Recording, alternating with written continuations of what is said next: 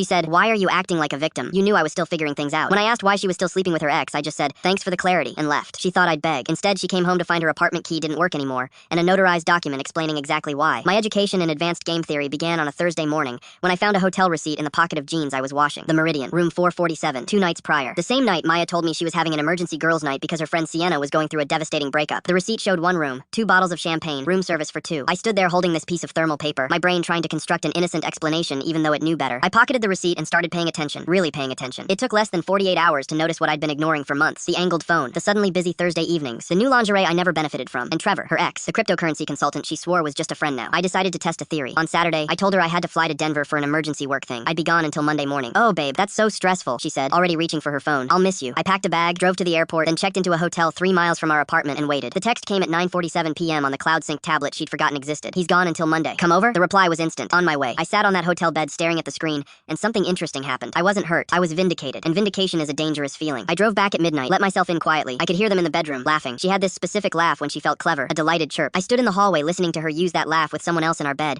and I felt my last emotional attachment crumble. I pulled out my phone and started recording, just audio. Then I left. I called my lawyer friend Marcus at 1 a.m. I need advice on lease termination. Marcus didn't ask questions. "Give me until Monday." Then I called our landlord Frank. "Hypothetically, if my name is on the lease but I need to remove someone else, what's the process?" Frank was direct. "Get me documentation of lease violation and I can expedite an eviction." By Sunday, I had a plan. Our lease had a morality clause prohibiting cohabitation with non-leaseholders without landlord approval. Trevor had been staying over for months. I had receipts showing I'd been the only one paying rent and utilities, and I had audio of her cheating with a non-leaseholder in the apartment I was paying for. Frank agreed to a 72-hour eviction notice. I walked in Monday morning with my suitcase. Maya was making coffee, looking refreshed. "How was Denver?" "Productive," I said. "We need to talk about the hotel receipt, about Trevor being here Thursday night, about how you're moving out by Thursday." The color evacuated her face. "What are you talking about?" "I have audio. I have documentation of lease violations. I've already filed the paperwork. You have 72 hours. She tried tears. "You're being crazy. You recorded me? That's psychotic. Recording in my own home is completely legal." One-party consent, then came anger. "You can't just kick me out. Check the lease. My name, my rent checks. You're a guest who overstayed." And then, the line. She took a breath, centered herself, gave me the wounded look. "Why are you acting like a victim?" she said. "You knew I was still figuring things out." I stared at her. The sheer entitlement. The weaponized therapy speak. "Figuring things out," I repeated. "Is that what we're calling it? You knew Trevor and I had history. You knew I needed space to process my feelings." "You're right," I said. "Thanks for the clarity." Her face shifted to panic. She recognized that tone. "Wait, we can talk about this. Counseling. I'll cut contact with Trevor." "I'm not acting like a victim," I said. "I'm acting like a landlord. You've got 72 hours. There's a notarized document on the counter explaining your rights." Marcus had drafted it Sunday night. Legally airtight, coldly professional, with bullet-pointed lease violations. On Thursday at 5 p.m., I changed the locks. She'd taken her stuff the day before. That night, I sat in the apartment alone. My apartment. The silence wasn't empty or lonely. It was clean. I ordered Thai food, put on a movie I actually wanted to watch, and felt nothing but relief. My phone buzzed once. Unknown number. "I hope you're happy. You ruined everything." I typed back, "I didn't ruin anything. I just stopped paying to maintain it." Then I blocked the number. 6 months later,